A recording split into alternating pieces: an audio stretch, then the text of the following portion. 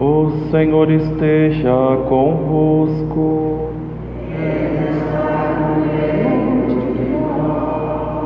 Proclamação do Evangelho de Jesus Cristo, segundo Mateus.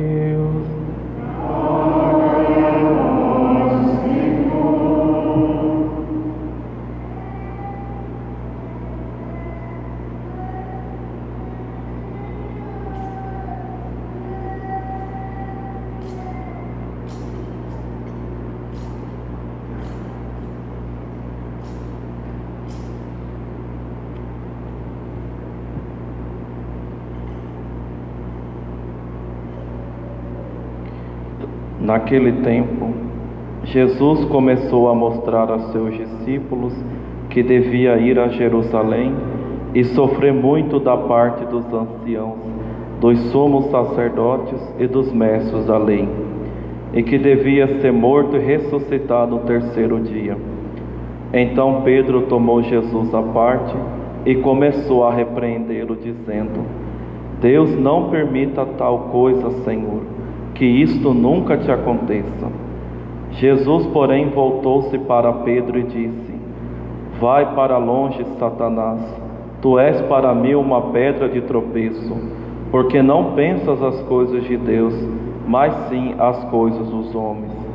Então Jesus disse aos discípulos: Se alguém quer me seguir, renuncie a si mesmo, tome a sua cruz e me siga.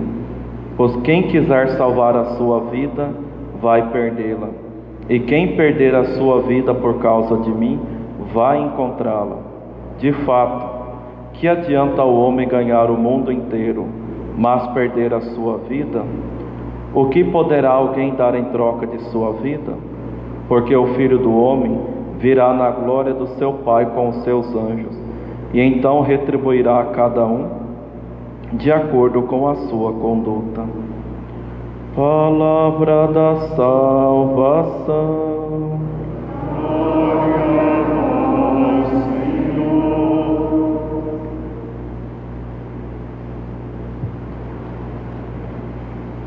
Louvado seja nosso Senhor Jesus Cristo. Ave Maria.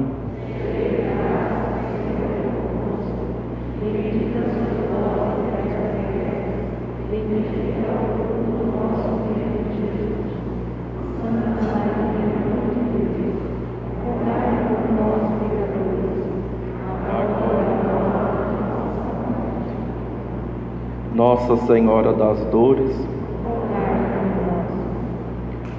Caríssimos irmãos e irmãs, celebramos hoje com muita alegria o 22º domingo do tempo comum e de um modo especial aqui na nossa paróquia, Nossa Senhora Mãe dos Homens, nós estamos encerrando o mês de agosto com esta celebração, porque o mês de agosto é o mês vocacional e juntamente o dia do catequista, que essa é uma metodologia aqui do Brasil, tanto o mês vocacional, com cada semana rezando e meditando uma vocação específica, quanto também o dia do catequista. O interessante é que meditar sobre a vocação é meditar sobre os nossos chamados. Deus chama a cada um de nós a uma missão particular, a uma missão específica, que existe várias e várias e várias, porque Deus, Ele é rico, então Ele distribui vários carismas aos seus filhos, e nós só seremos felizes realizando plenamente a nossa vocação, que é a vontade de Deus para nós. Mas nós temos que recordar, meus irmãos e minhas irmãs, que antes de tudo, Deus não me chama para ser padre, Deus não chama vocês para casarem, para assumirem um trabalho, um compromisso dentro da igreja. Antes de tudo, o nosso chamado é universal, é o mesmo. Deus nos chama à santidade, Deus nos chama ao amor, Deus nos chama à união plena com Ele. É para isso que nós nascemos e é isso que nós devemos buscar ao longo da nossa vida. A pessoa que busca isso, ela caminha para uma liberdade, para uma libertação, para a verdadeira felicidade que só é possível encontrar em Deus. A pessoa que não busca isso, infelizmente se torna escravo das menores das suas inclinações, das suas paixões, vive uma vida de pecado e, como nós bem sabemos, o salário do pecado é a morte e a pessoa perde a sua vida. O que adianta fazer as nossas vontades, conservar a nossa vida como nós bem queremos? É o que Jesus nos diz no Evangelho, se nós perdermos aquela verdadeira vida, aquela vida que vale a pena buscarmos, que é a vida íntima com Deus, a vida no céu. Então, antes de tudo, a nossa vocação é o amor. Deus me chama a amá-lo, Deus me chama a amar o próximo. É o que o catecismo diz. A vocação do ser humano, qual que é? É conhecer e amar a Deus. Ninguém ama aquilo que não conhece, dizia Santo Agostinho. Então, quanto mais nós amamos a Deus, nessa relação de coração com Jesus, mais nós o amamos e mais nós crescemos da graça. Pois bem, o amor é justamente a chave de leitura para a liturgia da palavra de hoje. Nós ouvimos o Evangelho de São Mateus, capítulo 16, do versículo 21 ao 27. Não sei se vocês perceberam, mas esse relato é uma continuação do Evangelho do domingo passado. O que aconteceu no domingo passado? Jesus pergunta para os seus discípulos o que o povo estava dizendo que ele era. E eles apresentaram respostas. Depois Jesus ele restringe: e vós, vocês que estão comigo todos os dias, o que eu sou para vocês? E a resposta não poderia ser outra. Pedro respondeu sabiamente correto. Ele diz: tu és o Messias, o Filho do Deus vivo. Depois Jesus elogia Pedro, porque aquela resposta não foi uma ação humana, mas uma revelação de Deus, do próprio Pai. E em seguida Jesus dá a chave do reino dos céus ao Pedro, que é aquilo que hoje nós conhecemos, que é dogma de fé, é o nosso ministério petrino, ou seja, o poder espiritual que o Santo Padre exerce sobre nós. Doa quem doer. Nós precisamos amar o nosso Santo Padre, nós precisamos sempre seguir as suas orientações, que devem estar de acordo com a fé. Que na Igreja Católica não tem o que eu acho, o que eu não acho. Até mesmo para nós padres, bispos, cardeais e papas. Na Igreja Católica existe a fé, existe a palavra de Deus, existe aquilo que foi revelado, que nós precisamos abrir os nossos corações para aceitar e viver.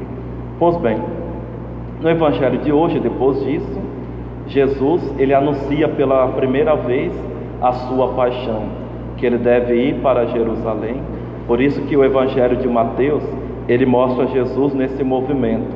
Jesus que está sempre caminhando para Jerusalém e lá se entregar na cruz por amor a nós. Jesus fala então que ele vai sofrer, que ele vai ser crucificado, que ele vai morrer, mas que depois ele vai ressuscitar. Pedro, que antes tinha professado a fé, Pedro vai dizer o seguinte: Deus não permita tal coisa, Senhor, que isto nunca te aconteça. E olha a resposta de Jesus, olha o quanto que Jesus é duro. Vai para longe, Satanás, tu és para mim uma pedra de tropeço, porque não pensas as coisas de Deus, mas sim as coisas dos homens. Olha que paradoxo.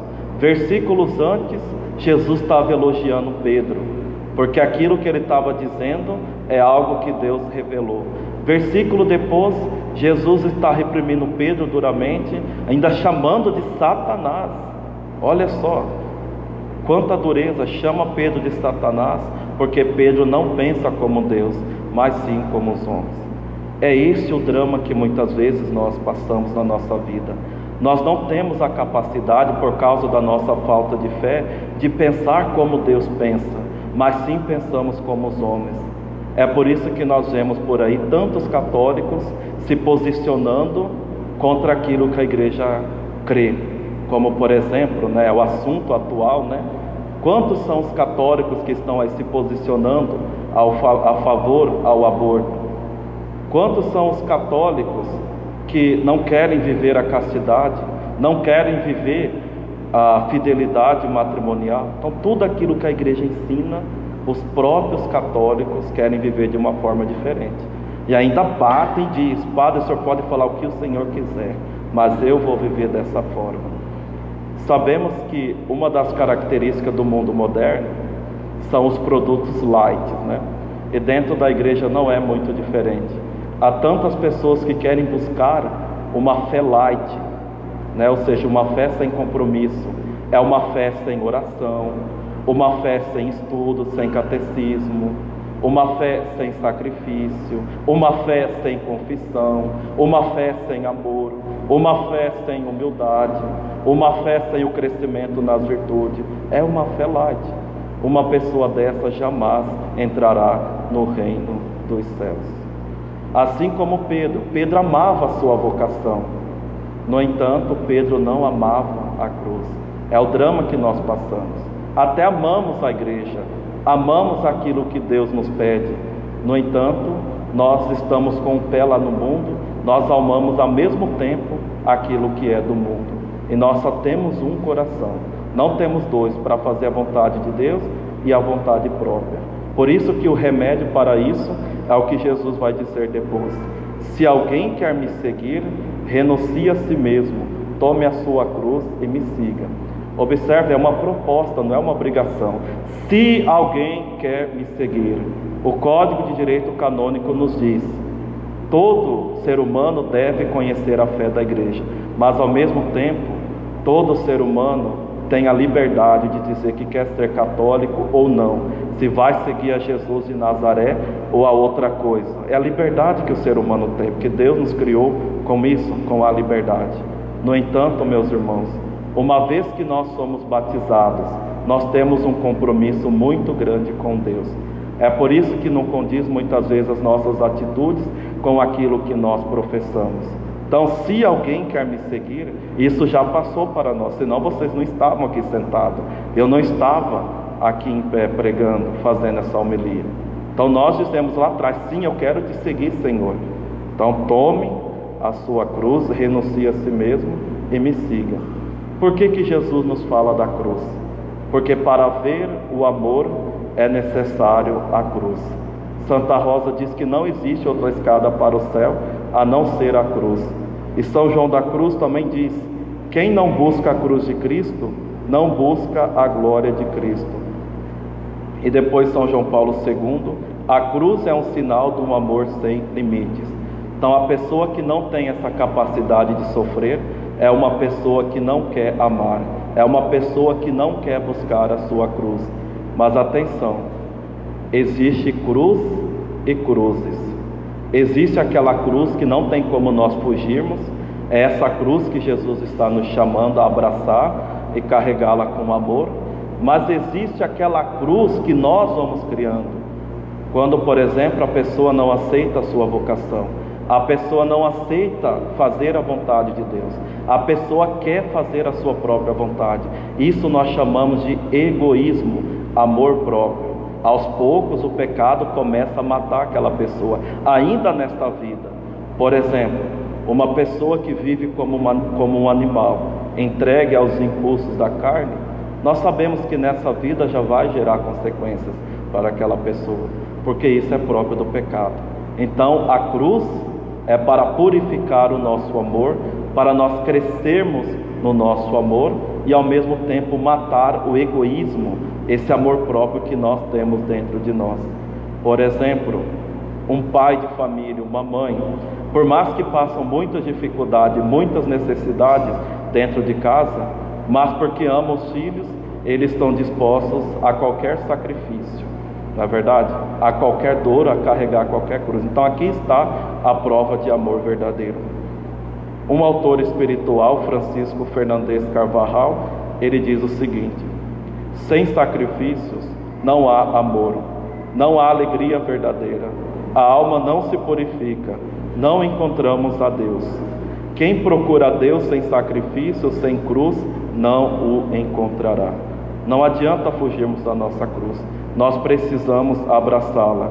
Ah, padre, mas como assim? Que cruz que é essa? Não é para ninguém criar cruz. Por exemplo, dentro de casa, você amar aquelas pessoas que estão próximas de vocês, Como é difícil, né? Mais fácil amar quem está longe. Então é aquela cruz que Jesus está chamando para você abraçar. Talvez um orgulho que nós temos dentro de nós, a nossa prepotência de não aceitar o outro, de não respeitar o outro, é essa cruz que Jesus está pedindo de você, para você abraçar e carregar. Talvez uma pessoa dentro de casa que você precisa cuidar, que você tem que ter uma atenção maior a algum parente, é essa cruz que o Senhor quer que você carregue. Talvez aquela pessoa que você está com o coração fechado, que você não perdoa, é essa cruz que o Senhor quer que você carregue, que você vai lá, se humilha, Senhor, eu te perdoo. Talvez as situações que vocês vão passando ao longo da vida, que muitas vezes nós paramos, Senhor, por que isso tem que acontecer comigo? Senhor, por que eu estou com essa doença? Por que não outro? Por que eu? É essa cruz que Jesus quer que você abrace, que você carregue, na certeza que Ele estará com você, na certeza que Ele te dará toda a graça necessária. Na sexta-feira, nós celebramos o dia de Santo Agostinho. Nós bem sabemos que Santo Agostinho teve uma vida perversa, porque vivia no erro, o erro filosófico, e ao mesmo tempo no erro imoral. Mas Santo Agostinho, ele se converteu devido ao esforço da sua mãe, Santa Mônica, que celebramos na quinta. Podemos dizer, devido ao verdadeiro amor da sua mãe. E o amor, de fato, ele nos liberta, ele nos livra do mal, porque ele é o maior exorcismo que tem. Tudo é o amor verdadeiro. Então Santa Mônica um dia chegou para Santo Ambrósio, que era bispo de Milão, e disse para ele que ela não sabia mais o que fazer. E Santo Ambrósio disse o seguinte: vá em paz, é impossível que se perca o filho de tantas lágrimas. E de fato, o filho de tantas lágrimas não se perdeu, porque por meio do amor verdadeiro da sua mãe, da sua oração, do seu sacrifício, olha a cruz que ela teve que carregar.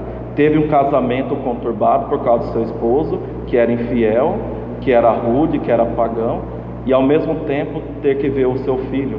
E para uma pessoa que está no caminho da santidade, uma das maiores dores que ela tem é justamente de ver aquela pessoa que ela ama não estar naquele caminho. Então Santa Mônica sofreu muito, mas ela não correu, ela não duvidou de Deus, assim como a Virgem Maria. Ela simplesmente rezou, ou seja, assumiu a sua cruz e pediu a Deus a conversão do seu próprio filho. E depois Santo Agostinho vai dizer o seguinte: é desígnio de Deus que toda alma desregrada seja para si mesmo o seu castigo. Ou seja, todo aquele que busca o pecado, todos aqueles que não se convertem, um dia vão sofrer em consequência disso. Depois, a cruz é uma escola. Ou seja, enquanto nós sofremos, se sofremos de uma forma correta, depois que nós saímos daquele sofrimento, nós não somos o mesmo, nós crescemos, nós criamos uma maturidade, nós crescemos na fé, nós crescemos no amor, nós subimos para o céu. Quem ama não sofre, e se sofre, ama o sofrimento.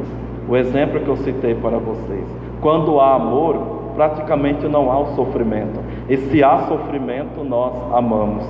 E depois ele diz: noite e dia, minha mãe vos oferecia por mim, em sacrifício, o sangue do coração destilado em lágrimas nos seus olhos, reconhecendo o sacrifício, o amor da própria mãe. Então, meus irmãos e minhas irmãs, se nós desejamos